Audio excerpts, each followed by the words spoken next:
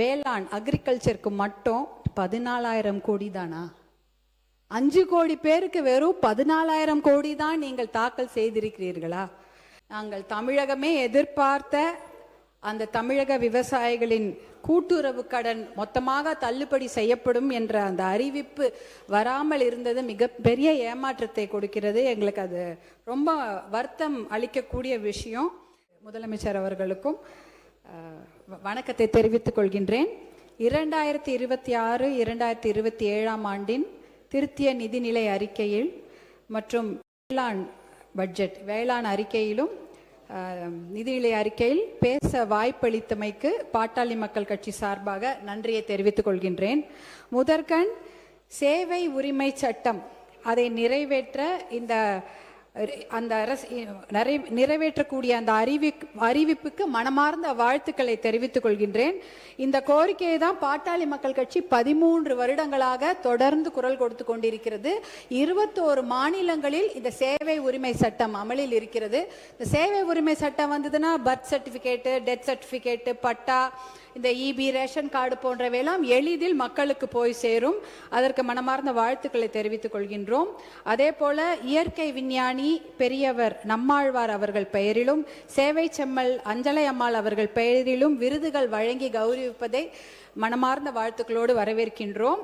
இயற்கை விஞ்ஞானி நம்மாழ்வார் பெயரில் இயற்கை வேளாண் பட்டய படிப்பு டிப்ளமா படிப்பு சொல்லிக் கொடுக்கும் பல்கலைக்கழகத்திற்கு அவர் பெயர் அமைக்கப்படுவதாக அறிவித்திருப்பது மிகுந்த மகிழ்ச்சியை தருகிறது. மகளிர் விவசாயிகளுக்கு அவர்களை ஊக்குவிக்கும் விதமாக பல நல்ல திட்டங்களை அறிவித்திருக்கிறீர்கள். அதற்கும் வாழ்த்துக்களை தெரிவித்துக் கொண்டிருக்கிறோம். இருந்தாலும் இந்த நிதிநிலை அறிக்கையில் நாங்கள் தமிழகமே எதிர்பார்த்த அந்த தமிழக விவசாயிகளின் கூட்டுறவு கடன் மொத்தமாக தள்ளுபடி செய்யப்படும் என்ற அந்த அறிவிப்பு வராமல் இருந்தது மிகப்பெரிய ஏமாற்றத்தை கொடுக்கிறது. எங்களுக்கு அது ரொம்ப வருத்தம் அளிக்கக்கூடிய விஷயம். தமிழ்நாட்டுடைய மக்கள் தொகை பார்த்தீங்கன்னா ஒரு 8 கோடி பேர் இருக்கும். அதில் தமிழ்நாட்டில் விவசாயம் செய்யக்கூடியவர்கள் ஒரு 5 கோடி பேராவது இருப்பாங்க. அப்போ நிதிநிலை அறிக்கையில் 4,72,580 கோடியை நிதிநிலை அறிக்கையில் மாண்புமிகு நிதியமைச்சர் அவர்கள் தாக்கல் செய்தார். ஆனால் வேளாண் நிதிநிலை அறிக்கையில் வேளாண் அக்ரிகல்ச்சருக்கு மட்டும் 14,000 கோடி தானா? 5 கோடி பேருக்கு வெறும் 14,000 கோடி தான் நீங்கள் தாக்கல் செய்திருக்கிறீர்களா? நீங்கள் 22 டிபார்ட்மெண்ட் கால்நடை, பால்வளம், வனத்துறை, கூட்டுறவு, பட்டு, கைத்தறி இப்படின்னு வணிக வரி இந்த மாதிரி டிபார்ட்மெண்ட் எல்லாம் சேர்த்து 22 டிபார்ட்மெண்ட்டுக்கெல்லாம் சேர்த்து தான் 58,000 கோடி இந்த நிதிநிலை பட்ஜெட் தாக்கல் செய்திருக்கிறீர்கள். ஆனால் வேளாண் துறைக்கு வெறும் 14,000 கோடி தான். இது ரொம்ப ரொம்ப ரொம்ப கம்மி. அதுவும் 5 கோடி பேருக்குன்ற போது ரொம்ப கம்மி. இதுக்கு 2 மணி நேரம் டீட்டெயில் பட்ஜெட்டை நம்முடைய மாண்புமிகு அக்ரிகல்ச்சர் வேளாண் துறை அமைச்சர்கள் தாக்கல் செய்திருந்தார். அதில் நிறைய விஷயங்கள் இருந்தது. ஆனால் நம்ம எதிர்பார்த்த நிறைய விஷயங்கள் இல்லை. அதை தான் நம்ம சொல்லணும். இப்போது பார்த்தீங்கன்னா நாங்கள்லாம் ஒரு குடும்ப தலைவியாக இருக்கிறோன்னா நாங்கள் கூட தான் பட்ஜெட் போடுவோம். கஷ்டம்தான். வெறும் கையில் முழம் போடுறது என்பது ரொம்ப ரொம்ப சிரமம் தான். வீட்டு வாடகையா, இபியா, ஹாஸ்பிட்டல் பில்லா, ஸ்கூல் ஃபீஸா, இல்லை இஎம்ஐ கட்டணுமா, ப்ரொவிஷன் வாங்கணுமா, தாய்மாமன் சீரை முதலமைச்சர் கொடுத்துருவாரு, அத்தை சீரு பாட்டி சீரு நம்ம தானே கொடுக்கணும். அப்போல்லாம் என்ன பண்ணுவீங்க? எவ்வளோ வேலை இருக்கிறது. இதையெல்லாம் மனதில் வைத்துக்கொண்டு தான் ஒரு பட்ஜெட் ஒரு குடும்ப தலைவி போடுவாங்க. நீங்களும் அதை மாதிரி தான் மனசில் வைத்துக்கொண்டு இஎம்ஐக்கு 78,680 கோடி போட்டிருக்கிறீங்க. அரசு இயந்திரம், அதாவது ஒரு கவர்மெண்ட் மிஷினரி நல்லா நடக்கணும்னா 91,032 crores. அதே போல் பென்ஷனுக்கு 41,846 கோடி. டோட்டலாக பார்த்தீங்கன்னா 1,32,878 கோடி ரூபாய்கள் நம்ம கவர்மெண்ட் மிஷினரி அரசு இயந்திரம் நல்லா நடக்கணும், மக்களுக்கு சேவை செய்யணுன்றதுக்காக கொடுத்துருக்கிறீங்க. மானியம் பார்த்தீங்கன்னா 1,74,494 கோடி. இது என்ன பார்த்தீங்கன்னா விவசாயத்துக்கு மட்டும் இலவச கரண்ட்ல எல்லாத்துக்குமே வீடுகளுக்கு கூட ஒரு சில யூனிட் வந்து அது கொஞ்சம் மானிய விலையில தான் கொடுப்போம். சத்துணவு, அப்புறம் இந்த கேஸ் சிலிண்டர், வீடு எல்லாத்துக்குமே மானியம் இருக்கிறது. விவசாயத்துக்கு மட்டும் இல்லை, மொத்தமாகவே மானியத்துக்கு 1,74,000 கோடி 74,494 கோடி வழங்கி இருக்கிறீர்கள். இவ்வளவையும் வழங்கிட்டு விவசாயத்துக்கு 14,000 கோடி தான் கொடுத்துருக்கிறீங்க. அப்போ பெண்கள் வந்து பட்ஜெட் போடும்பொழுது குழந்தைங்களுக்கு சாப்பாடு போடாமல் இருந்துருவாங்களா? சாப்பாடு போட்டு தான் ஆகணும். அப்போ அந்த சாப்பாடு போடுற அந்த விவசாயிக்கு பட்ஜெட் ஏன் இவ்வளோ கம்மியாக போட்டீங்க? அதுதான் எங்களுடைய கேள்வி, வேற எதுவும் இல்லை. இந்த பட்ஜெட்டில் மூலதன செலவுகளுக்கு 56,985 கோடி ஒதுக்கி இருக்கிறீர்கள். அது பார்த்தீங்கன்னா இன்ஃப்ராஸ்ட்ரக்சர் டெவலப்மெண்ட், ரோடு, அப்புறம் ஹாஸ்பிட்டலு, பிரிட்ஜு, ஸ்கூலு, இதுக்கெல்லாம் நீங்கள் ஒதுக்கியிருக்கிறீங்க. ஆனால் இதில் முக்கியமாக ஒதுக்க வேண்டியது என்னன்னு பார்த்தீங்கன்னா, கிட்டத்தட்ட நீர்ப்பாசன திட்டங்களுக்கு நிதியை அதிகமாக ஒதுக்கி இருக்க வேண்டும். இந்த நீர்ப்பாசன திட்டங்கள் பேரை மட்டும் படிச்சிடுறேன். காவிரி குண்டாறு இணைப்பு திட்டம், தர்மபுரி காவிரி உபர்நீர் திட்டம், அரியலூர் சோழர் பாசன திட்டம், காவிரி சரபங்கா திருமணி முத்தாறு கால்வாய் இணைப்பு திட்டம், நந்தன் கால்வாய் திட்டம் மற்றும் தென்பெண்ணை துறிஞ்சலாறு இணைப்பு திட்டம், பாலாற்றில் தடுப்பணைகள் பாசன திட்டம், பாண்டியாறு புன்னம்புழா திட்டம், அத்திக்கடவு அவிநாசி திட்டம் 2.0, மேட்டூர் அணை வலதுகரை கால்வாய் நீட்டிப்பு திட்டம், தோணிமடுவு பாசன திட்டம், படேத்தலாவ் ஏரி கால்வாய் திட்டம், வாழேகுழி ஏரி கால்வாய் திட்டம், இத்தனை திட்டங்கள் இருக்கிறது. இந்த திட்டங்களுக்கு, நீர்ப்பாசன திட்டங்களுக்கு அதிகப்படியான நிதியை மூலதன செலவுகளில் ஒதுக்கி இருக்க வேண்டும். அதாவது பார்த்தீங்கன்னா தமிழ்நாட்டில் 950 மில்லிமீட்டர் மழை வருஷத்துக்கு பெய்யுது. இது போதுமான மழை தான். நம்மளுடைய south west monsoon, north east monsoon, தென்கிழக்கு வடமேற்கு அந்த மான்சூனில் நமக்கு நல்ல மழை பெய்யுது.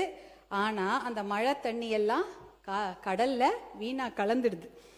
எப்படி பார்த்தீங்கன்னா முன்னாடிலாம் வந்து தமிழ்நாட்டில் மழை வந்து ஒரு 50 நாட்களாவது பெய்யும். அப்போ வந்து நிலத்தடி நீர் வளம் பெறும், மீதியெல்லாம் கடலுக்கு போயிடும்.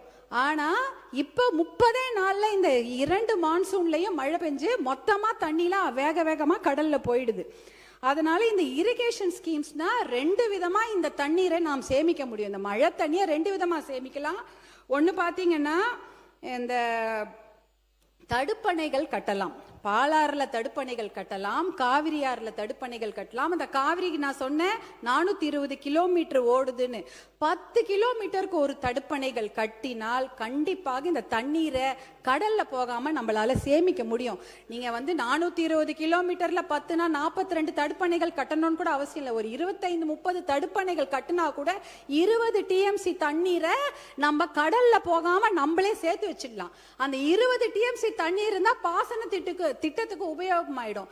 தர்மபுரிக்கு 2 டிஎம்சி தண்ணி தான் தேவைப்படும், சேலத்துக்கு 5 டிஎம்சி தண்ணி. இப்படி இருந்தாலே இந்த மாவட்டங்கள் விவசாயம் செய்வதற்கு ஏதுவாக இருக்கும். அதாவது காவிரி ஆறு, பாலாறு, எல்லா ஆறுகள் கிட்டத்தட்ட நம்ம ஊர்ல 35 பெரிய ஆறுகள் இருக்கு.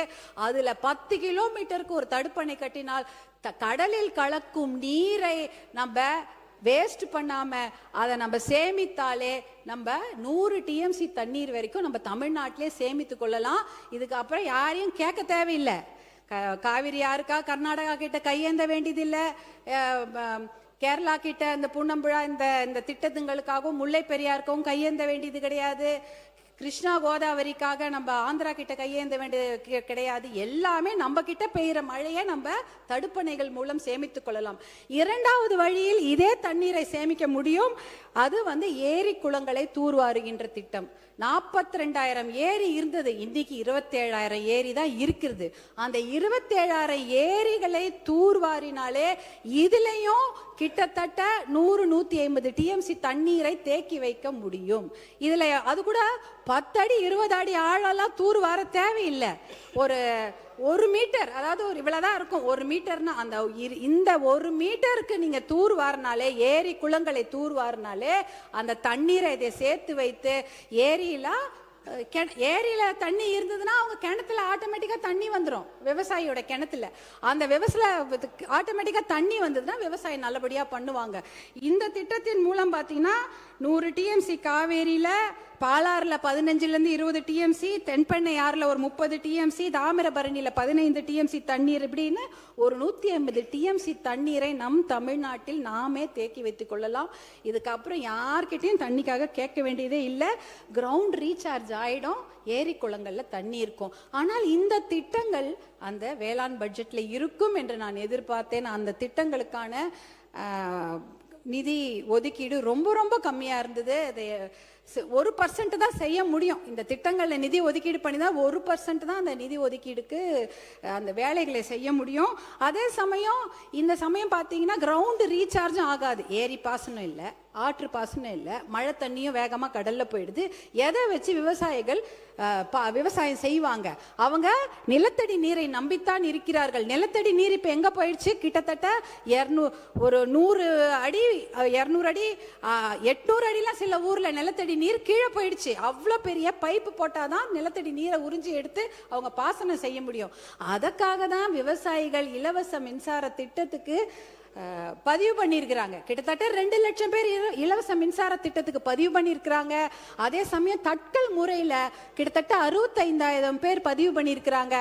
பார்த்தீங்கன்னா 5 ஹார்ஸ் பவர்லேருந்து 15 ஹார்ஸ் பவருக்கு 2 லட்சத்துலேருந்து 4 லட்சம் ரூபாய் வரைக்கும் அவங்க முன்பணமாக எலக்ட்ரிசிட்டி போர்டுக்கு செலுத்தி இருக்கிறாங்க. மின்சார வாரியத்துக்கு ஒரு 1,500 கோடி ரூபாயை கடன் வாங்கி காலில் இருக்க கொலுசெல்லாம் விற்று, காதில் இருக்கிற கம்மலெல்லாம் விற்று 2 லட்சம் 4 லட்சம் கட்டியிருக்கிறாங்க. இன்னும் அந்த இலவச மின்சார திட்டம் அவர்களுக்கு வழங்கப்படவில்லை. தேர்தல் வந்துருச்சு, அதனால வழங்கவில்லைன்னு சொன்னாங்க. தேர்தல் முடிஞ்சு 2 மாசம் ஆயிடுச்சு. கண்டிப்பாக அந்த இலவச மின்சார திட்டத்தை பதிவு செய்த அந்த விவசாயிகளுக்கு வழங்குமாறு உங்களை அன்போடு கேட்டுக்கொள்கின்றேன். அதே சமயம் பார்த்தீங்கன்னா நிறைய மானியங்களை அறிவித்திருக்கிறீர்கள், நான் பார்த்தேன். ஆனால் இந்த மானியங்கள்லாம் பார்த்தீங்கன்னா 1 ஏக்கர் 2 ஏக்கர் விவசாயிகளுக்கு தெரியவே தெரியாது. ஒரு 20-30 ஏக்கர் வைத்திருக்கிற விவசாயிகள் தான் இந்த மானியத்தை பற்றி நன்றாக தெரியும். அவங்க தான் ஒரு 2 வீலர் எடுத்துக்கிட்டு பைக் எடுத்துக்கிட்டு அவங்க நகர்ப்புறத்துக்கு போயிட்டு விஏஓ பிடிஓ எல்லாரையும் போய் பார்த்து அந்த மானியத்தெல்லாம் வாங்கிட்டு வருவாங்க. ஆனால் இந்த 1 ஏக்கர் 2 ஏக்கர் எங்கேயோ குக்கிராமத்திலே மலைப்பகுதியில் உட்காந்துருப்பாங்க. அவங்களுக்கு இந்த மானியத்தை பற்றி தெரிய வாய்ப்பே இல்லை. யாரும் போய் அவங்களுக்கு எடுத்து சொல்லவும் மாட்டாங்க. அவங்க ஒரு பஸ் எடுத்துகிட்டு போயிட்டு அதை பற்றி தெரிஞ்சுக்கவும் மாட்டாங்க. ஏன்னா அந்த ஊருக்கெல்லாம் ஒரு பஸ் தான் வரும் காலையில். அவன் ஒரு வாட்டி அந்த விவசாயி அந்த பஸ் ஏறி போயிட்டு திருப்பி அவங்க 2 நாள் உழைப்பு வீணாயிடும். அந்த ஊருக்கெல்லாம் எனக்கு தெரிஞ்சு 108 ஆம்புலன்ஸா எப்போ கூப்பிட்டாலும் வரும். அதுவும் மருத்துவர் அன்புமணி அவர்கள் கொண்டு வந்த திட்டம் தான். இல்லைன்னா பஸ்ஸே கிடையாது, பாதி ஊருக்கு பஸ் வர்றது கிடையாது. நாங்கள் இந்த அக்ரிகல்ச்சர் பட்ஜெட் போடும்பொழுது ஒரு கூட்டத்தை நம்முடைய அரசாங்கம் கூட்டியிருந்தார்கள். 3 மாண்புமிகு அமைச்சர்கள் அங்கே உட்கார்ந்துருந்தாங்க. எங்களை போன்ற சட்டமன்ற உறுப்பினர்களும் பாராளுமன்ற உறுப்பினர்களும் அங்கே உட்காந்து சேலத்தில் ஒரு கூட்டம் போட்டாங்க. அக்ரிகல்ச்சர் பட்ஜெட் போடுவதற்கு முன்னாடி ஒரு கலந்தாய்வு கூட்டம். எத்தனையோ விவசாயிகள் கலந்து கொண்டார்கள். அங்கே விவசாயிகள் நிறைய குறைகளை சொன்னாங்க. அவங்க யாருமே அரசியல்வாதிகளாக எங்களை பற்றி எந்த குறையுமே சொல்லலை. அரசு அதிகாரிகளே தான் அவர்கள் குறை சொன்னார்கள். ஏன்னா அந்த மானியம்லாம் அவங்களுக்கு ஒழுங்கா போய் சேரதே இல்லை என்ற குறையை அவங்க அரசு அதிகாரிகள் பேர் தான் அவங்க சொல்லிட்டு இருந்தாங்க. அதெல்லாம் நாம் களைய வேண்டும். ஏன்னா அந்த மானியங்கள்ல இருக்கக்கூடிய அந்த பணம் அவர்களுக்கு நல்லபடியாக போய் ரீச் ஆகுதா சேருதா என்பதை நாம் கண்டிப்பாக அதை நம்ம பார்க்க வேண்டும். பேரவைத் தலைவர் அவர்களே, என்ன பேரவைத் தலைவர்களே, எனக்கு கொஞ்சம் 12 நிமிஷம் கொடுத்துருக்காங்க. இல்லை, நீங்கள் சொல்ல கருத்துக்கள் எல்லாம் கவனத்தில் கொள்ள வேண்டிய கருத்துக்கள். ஆனால் சுருக்கமாக முடிக்கிறீங்க. அப்போ இப்போ இதுதான் விவசாயத்துக்கு நாம் கொடுக்க வேண்டிய முக்கியத்துவம். அதற்கு ஒரு முதல் மரியாதை கொடுத்து பட்ஜெட் போட வேண்டும் என்று அன்போடு கேட்டுக்கொள்கின்றேன். அடுத்தது விவசாயம் எவ்வளவு முக்கியமோ அதே போல மனித வளம் ரொம்ப ரொம்ப முக்கியம். தமிழ்நாட்டை பொறுத்தவரை வேலை வாய்ப்புக்கான அறிவிப்புகள் நிறைய இருக்கும் என்று எதிர்பார்த்தோம். இப்போ பார்த்தீங்கன்னா அண்ணல் அம்பேத்கர், அப்புறம் தந்தை பெரியார், சமூக நீதி போராளி மருத்துவர் ஐயா போன்றவர்கள்லாம் எத்தனையோ போராட்டங்களை சந்தித்து ஜெயிலுக்கெல்லாம் போயிட்டு எத்தனையோ சமூக நீதியை பெற்றுக் கொடுத்தார்கள்.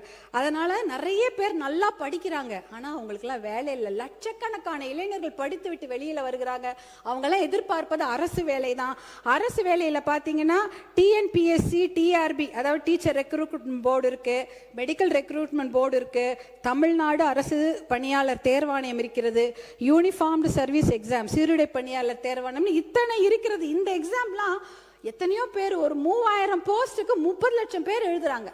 எழுதிட்டு என்னன்னா 10 வருஷமா அந்த எக்ஸாம் எழுதுறாங்க, பாஸ் பண்றாங்க, அப்புறமா உங்களுக்கு வேலை கிடைக்கிறது இல்லை. பாஸ் பண்ணிட்டு சர்டிஃபிகேட் வெரிஃபிகேஷன் போறாங்க, அப்புறமா உங்களுக்கு வேலை கிடைக்கிறது இல்லை. வேலை கிடைச்சாலும் பணி உயர்வு கிடைப்பதில்லை, பணி உயர்வு கிடைச்சாலும் ஓய்வூதியம் கிடைப்பதில்லை. இது மாதிரி எத்தனையோ குறைகள். அந்த பார்த்தீங்கன்னா இந்த மருத்துவமாக இருக்கட்டும், கல்வித்துறையாக இருக்கட்டும், காவல்துறையாக இருக்கட்டும், மின்சாரத்துறையாக இருக்கட்டும், நகராட்சி, வனத்துறை, எல்லாவற்றிலும் தேர்வு எழுதிவிட்டோ பணி நிலைப்பு இல்லாமையோ எத்தனையோ பேர் கஷ்டப்பட்டு கொண்டிருக்கிறார்கள். இதெல்லாம் பார்க்கும்போது அரசு வேலை என்பது அவர்களுக்கு காணல் நீராக தான் இருக்கிறது. அப்படிப்பட்ட அறிவிப்புகள் இந்த பட்ஜெட்ல இருக்கும் நாங்க எதிர்பார்த்தோம், அதுவுமே இல்லை. எத்தனையோ பேர் பார்த்தீங்கன்னா, நான் இந்த ஒரு அரசாணை மட்டும் நான் சொல்லிடுறேன் பேரவைத் தலைவர்களே. அரசாணை 152 ஜிஓ 152 பார்த்தீங்கன்னா, சென்னை மாநகராட்சி தவிர மிச்சம் இருக்கக்கூடிய 20 மாநகராட்சியில பணிகளே கிடையாது, அந்த பணிகளை எல்லாம் ஒப்பந்ததாருக்கு கொடுத்துடலாம் அப்படின்ற ஒரு ஜிஓ போட்டிருக்கிறாங்க.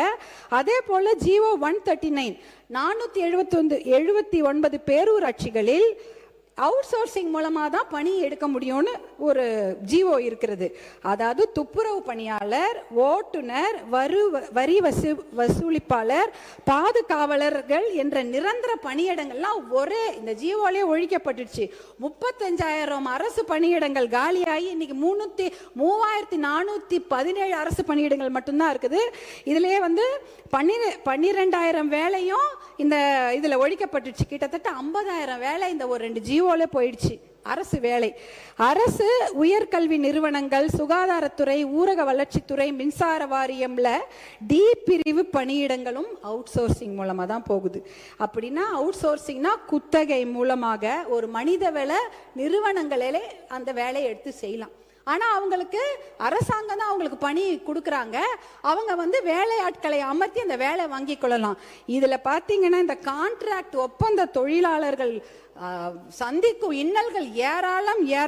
பார்த்தீங்கன்னா இதுல உழைப்பு சுரண்டப்படுகிறது, ஊதியம் சுரண்டப்படுகிறது, மனித உரிமை மீறல் இருக்கிறது, சமூக நீதி, இடஒதுக்கீடு இடமே கிடையாது. இந்த அவுட் சோர்சிங் முறையை கண்டிப்பாக ஒழித்து விட்டு, ஏன் தெரியுங்களா, 100 கோடி ரூபாவோ 150 கோடி ரூபாவோ அந்த நிறுவனங்களுக்கு கொடுத்தீங்கன்னா 12 கோடி ரூபாய் மட்டும்தான் அவங்க சம்பளமா கொடுக்குறாங்க.